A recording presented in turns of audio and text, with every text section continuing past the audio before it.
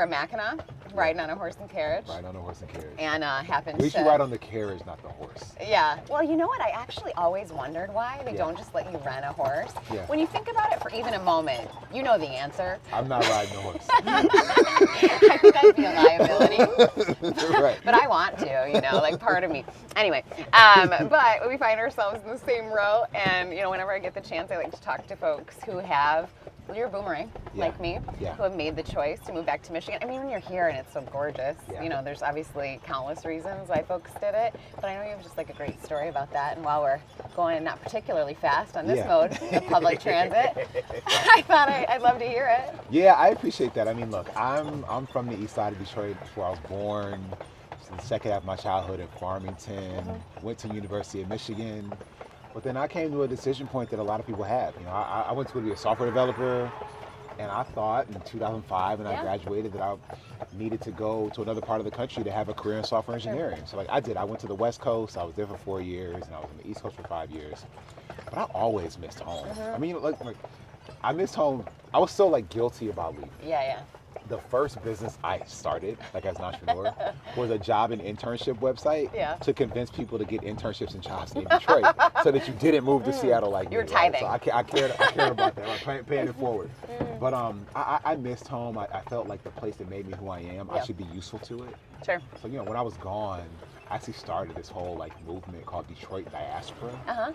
That was about connecting people who were from Detroit but lived in other places to each other, and then convincing them to be useful. And ultimately trying to get them to move home. Yeah. And so finally, my wife, who's from Southfield, we ended up coming home in 2014. It'll be 11 years next week since we came home. We came home because we thought it was the best place to build our family. We thought that the stuff of Michigan made us good people. Right. And so we wanted that for our kids too. Yeah. And it's a common story, and it's honestly not unique to Michigan, right? It's I think unique to the journey of being a young person, that sort of no matter where you were born, you want to stretch your legs sometimes, and folks try on other things and what have you. So I don't think that's unique to us, but I do think it's incumbent on us, and I think about this a lot now, to make sure that whatever choice folks make, they know what we have on offer here in Michigan. And for me, once I figured that out, it's just undeniable. Yeah. And it mostly comes down, obviously we have tons of natural beauty, lots of job opportunities, whatever. But it honestly comes down to the people. Of course. Just the incredible creativity and innovation of our people. That's what, I don't know, brought me back. It's on display because the people who are from Michigan, if you're looking at whatever something amazing is happening anywhere on the planet, you're going to find somebody from Michigan at the center of it. Agreed. And so that means that there's something in us that comes from the place that made us that gives us what we need to change the world. And so I love that. I've always been hungry for that. And so to be able to come home and to pour that into my own children, for them to be able to just spread their wings here in their childhood, it's just I love it. I'm so happy. I was so happy to be home. I missed home. The other places were good, and I learned a ton. Totally. I'm stronger, I'm smarter, I'm better connected because of those experiences. But now I can apply that. Yeah. Whenever people try to put their finger on what you're describing, what is it about Michiganders, or you mentioned Detroiters that makes them solve those problems at the center of those world-changing moments or whatever. People say they can't quite put their finger on it. I love that answer because that builds great FOMO. You know what I mean? You want to figure it out, you got to come on over. Exactly. Because I think that's actually right. And right now we're seeing population grow, not just in Detroit but across the state. And I think that's it's starting to become clear to folks that there's something going on here. You really do have to kind of witness and be part of and roll around in a little bit, I mean, the way I think about it, I just want, look, I'm biased. I think people from Michigan have good ideas. Probably better than everybody else. But I want people with an idea to see that Michigan's the best place to put that idea into the world. So if you're here, you have an idea, put it here, you can stay here and it can succeed. But if you're not, you should come here and grow that idea into something real. And I just feel like we have doing the work to make sure our soil is fertile and that you got a good shot at being successful here. I think better than any place else. Totally. And you've done a ton in that area, and the area of entrepreneurship and innovation and making sure our folks can stay. I was laughing a little because I was thinking, our experience right now is what the world looks like without Michigan. we put the world on wheels. I want to go this slow. She's picturesque, but she's not efficient. I mean, look, we also make sure that like. Oh, we can't go anywhere with you. Gosh. You know, everybody calling your name. But I do think if you want to leapfrog, if you want to build something that is just like inspiring. Yeah. We got the best builders. Yeah. We got the best designers. Totally. We got the best thinkers. I'm an engineer. We got the best engineers. Yeah. I mean, it's like we make things work. We make things happen. And that kind of energy is something that I think everyone who's ambitious should want to be a part of. Regardless of where you're at in life, you're young, you're older, like if you have ambition and hunger, this is the place to do something. That's absolutely right. And I think, well, of course I think, you'll have to convince me, I have a tattoo on my arm. But, you know, the piece that you said, you know, about being ambitious, I think is really important, because I think we were talking about the people, like what's that quality you can't put your finger on? Yeah. We know we graduate 4 times the engineers and all the stats, right? We know that we have all these great universities. Cool. But I think that there's something about the combination of that, or the intersection of that, and just a persistence, like a don't quit. People call it grit, of course, but I don't know, that intersection is sort of what I notice time and time and time again. And that's actually how you make great things. You don't just have a skill and exist and make great things. You have to grind to make great things. We've both, you know, been entrepreneurial and what have you. That's what it takes. I mean, so my first trip to the UP as Lieutenant Governor in 2019, you know, we got a lot of people who have heritage from Finland who are in the UP, right? And they told me this concept called Sisu. Okay. And it's about like being industrious. Okay. It's about saying that like you work with what you have to build what you need and what you want. Exactly, yeah. And that regardless of what that is, how challenging it is, we know we can do it because we have to. Right. So it makes you more creative. It makes you more energetic. Sure. And so that was one of the coolest gifts that I've gotten as LG, was like a little tag, a plaque that said that. And like I think about that all the time. When you talk about what is the thing, what is the what is that like special quality? Yeah. Like I said, we might call it grit in Detroit, they might call it Sisu in Manistee, right? But it's that knowing that whatever is in front of us, we can overcome it. We can figure it out. We can get it done. Well, build what you need and you want. Turns out once you build it, everybody else wants it it too. Yeah, exactly. The whole world's bouncing to techno.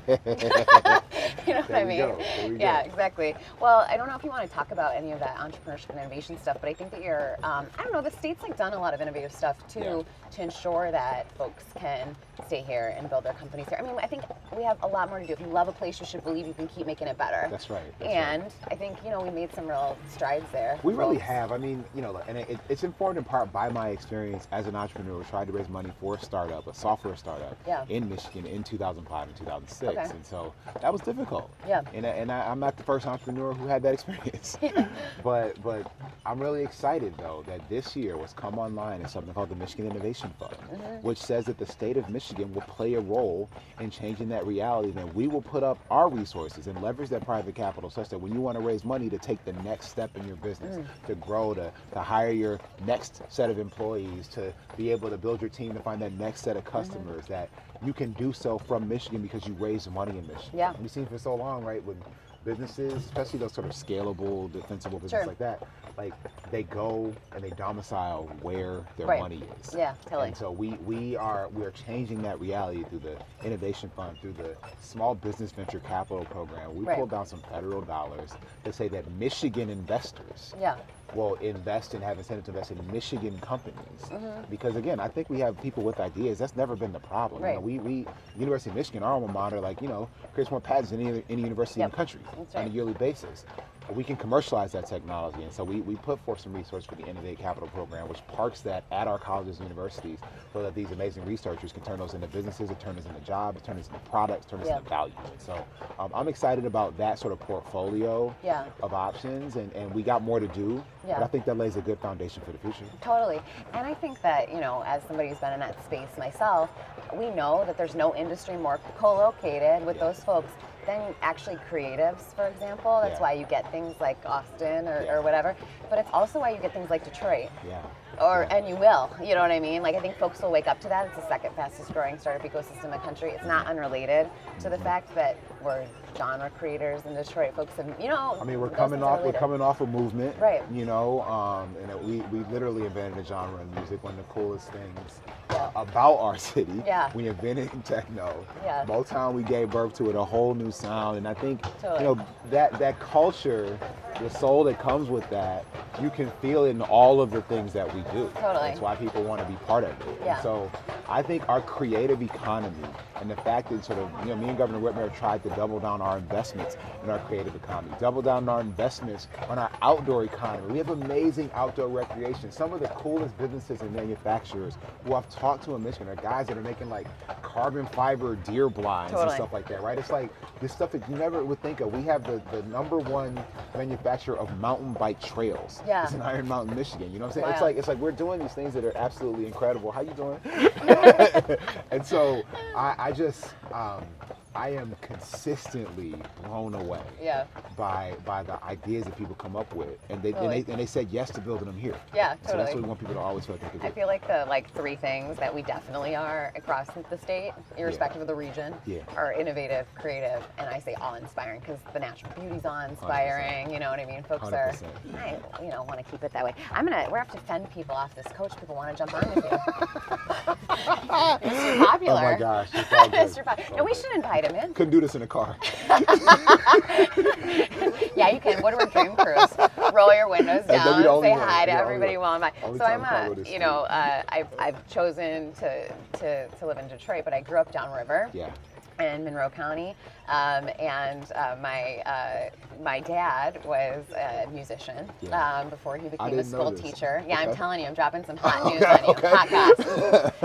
And I don't know if you know the whole like Detroit rock scene history or whatever, but he like opened for MC5, those folks, and like John Sinclair was his manager. It's wild. I'm dropping some hot goss. And so I'll just say when I think about creatives and stuff in the state, I always think about how diverse even our music is, like not just our industries, but like you said, Motown and techno, and then like that whole scene, Bob Seger, frankly, I think you could claim, the invention of some form of punk, like with MC5 and all those folks. I was talking to Devin Skilly, and he's like, about starting a music museum. We're making good trouble around here. I love this. The point of this conference. Right, totally. The point is to ride around in these things and then make some good trouble. So we're just heading back to Grand Hotel. I know we can wrap it up because you guys like to keep it at 10 minutes, but is there anything else that you want me to ask? I mean, I want everybody to give Michigan a try.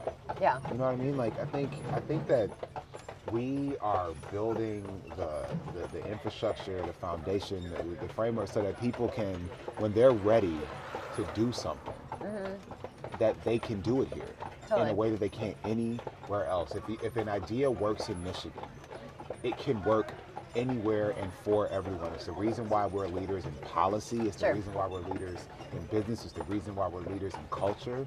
Is because there's something about something being successful here that means it can be successful everywhere. And so, therefore, if you think your idea has what it takes, then you need to try it here. So come here and give Michigan a try. Yeah, I love that. A little riff on you can make it here, you can make it anywhere. No Out with the old, in with the new. Well, thanks for riding in this carriage with me. Oh my gosh. We should come visit Michigan because we have a cool LG.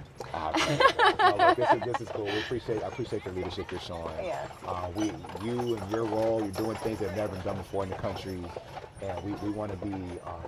We want people to do what's never been seen before. To do it here, to invent and to innovate, to create and inspire and to build. That's what it's about. Yeah, we're trailblazing around here. Yeah. Whether we're on a horse and carriage or a train or a transit, whatever. Yeah. No, thanks for hanging.